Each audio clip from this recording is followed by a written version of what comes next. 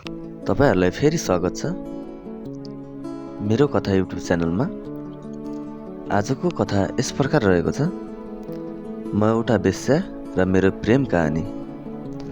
कहानीको topic सुन्दा त मनमा जिज्ञासा लागिरहेको होला। जिज्ञासा मान्नु पर्दैन। ल अब कहानी सुरु गरौँ त है।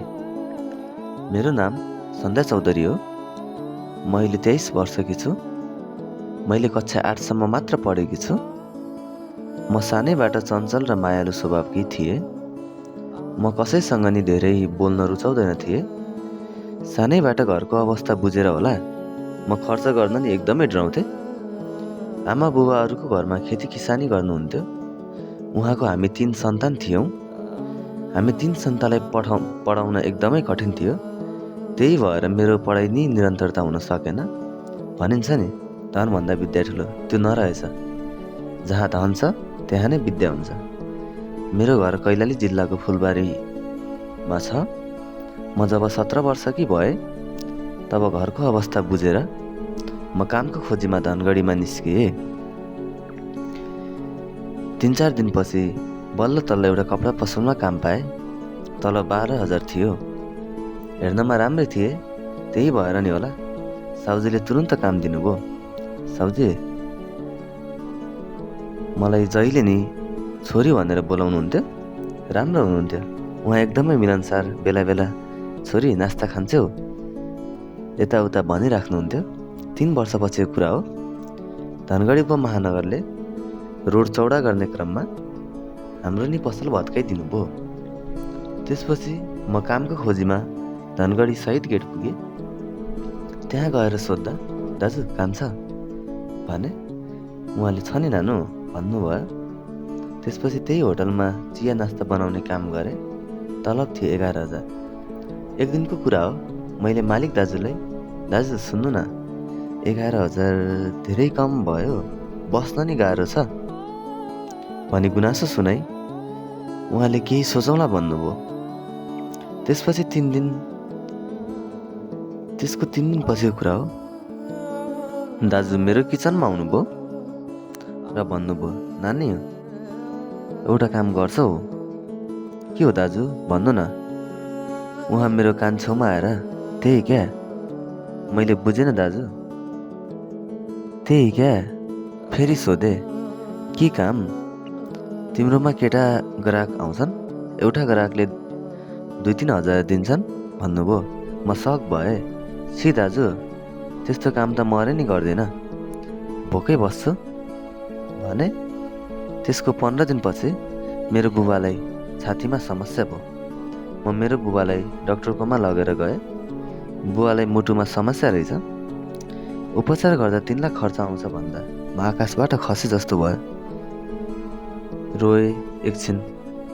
मेरो नि स्यालेरी राम्रो भएको भए त्यस्तो हुँदैन थियो सोचे। त्यसपछि म मेरो होटल मालिक दाजुकोमा गएँ। दाजु मलाई 3 लाख चाहियो भने।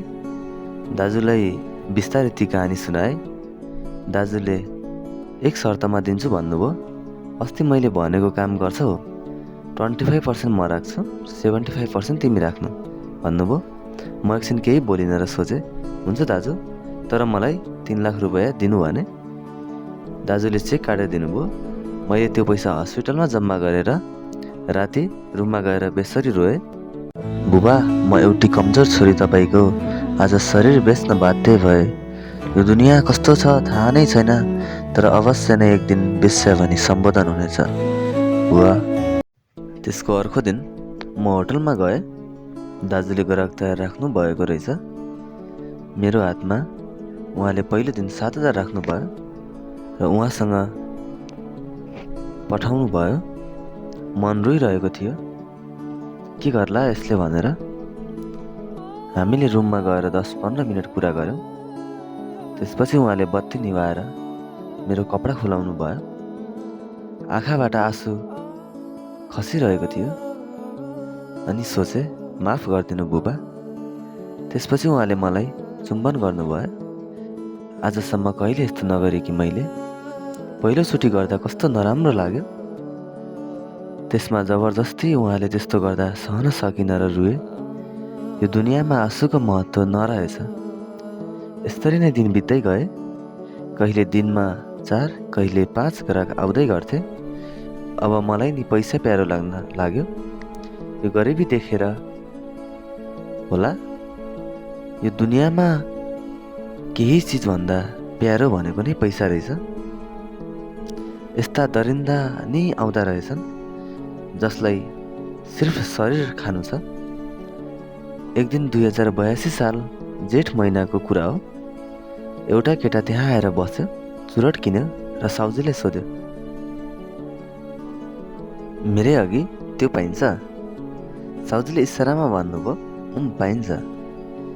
फेरि उसले सोध्यो, रेट कति होला साउजी? 2500 भन्नुभयो। त्यसपछि मलाई उहाँ कहाँ पठाउनु भयो। उहाँले रुममा पुग्दा पुग्दै कपडा निकाल्नु भयो अनि मलाई हेरेर हाँस्नु भयो र सुरु गरौँ। मैले नि भने, अब त आदत भइसक्यो, कसैले पीडा सुनाएर नि हुँदैन रहेछ।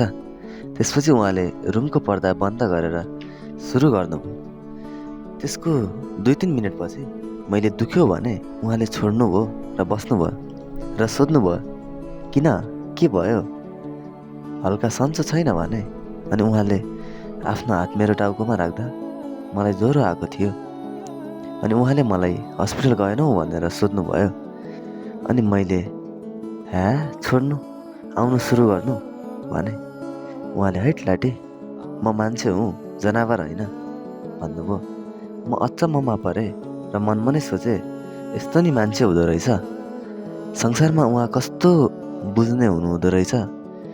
पहिला बेडबाट उठेर आफ्नो कपडा लगाउनु भयो र त्यसपछि मेरो कपडा लगाइदिनु भयो र हाँस्नुभयो।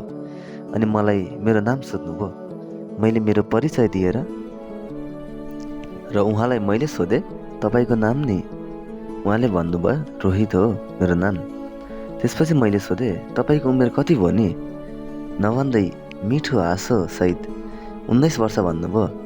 म अचम्ममा परेँ, यो उमेरमा यस्तो सोच तपाईँको भने। उहाँले भन्नुभयो, मान्छेले मान्छे बन्नु पो ठुलो कुरा हो, जनावर कति छन् कति भन्दा कस्तो बुझ्ने मान्छे भनी मनमा नै सोचिरहे। मलाई उहाँको ह्याबिट देखेर उहाँ धेरै मन पर्नुभयो। फेस नै लास्टै क्युट रहेछ। उहाँ त्यहाँबाट जाँदा, okay bye dude, take care भनेर निस्किनु भयो। त्यसको 3 दिनपछि उहाँ चुरट पिउन आउनुभयो। म एउटा ग्राहकसँग बसेकी थिएँ र उहाँलाई देख्ने बित्तिकै दौडेर उहाँ कहाँ गएँ। उहाँ क्याबिनमा जानुभयो। म पनि उहाँको पछि पछि गएर एकछिन त लाज लाग्यो। उहाँले चुरट मुखमा राख्दा मैले आगोले चुरट बाली अनि हाँस्नुभयो र भन्नुभयो, सन्चो भयो? मैले भने र उहाँले छेउमा गएर बसे अनि मलाई सोध्नुभयो, आज कोही नि आएको छैनन्? नाइ, आउनु भएको छ, मलाई मतलब छैन भने। हजुरलाई केही समस्या छ र भन्दा, नाइ त्यस्तो त होइन। उसो भए केही पैसा त हुन्थ्यो भन्नुभयो। एकछिन नराम्रो लाग्यो। फेरि मैले कुरा घुमाएर, तपाईँको बिहेभियर देखेर अचम्म लाग्छ। तपाईँ साँच्चै मान्छे नै हो नि, भगवान् त होइन भन्दा मुस्कुराउनु भयो।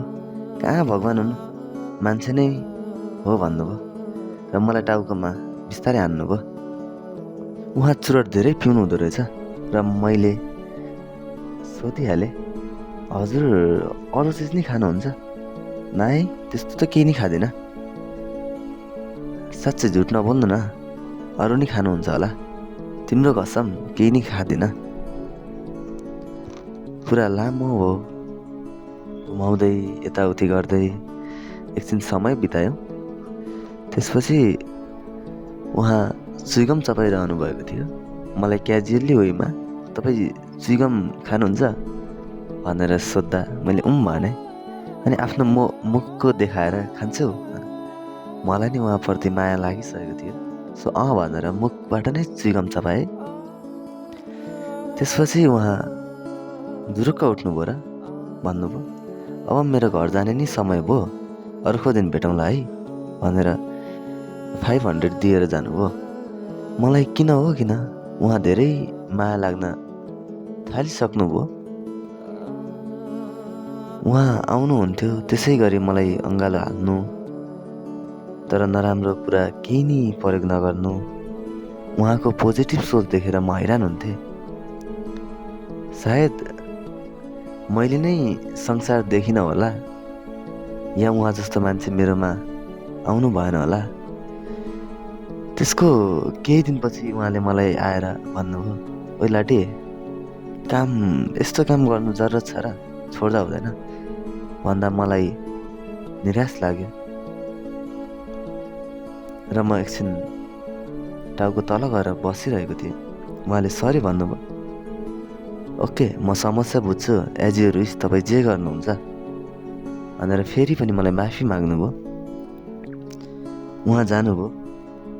मनमा त्यो चोट लाग्यो, जसलाई म माया गर्छु, तर उहाँलाई थाहा छैन त्यो कुरा।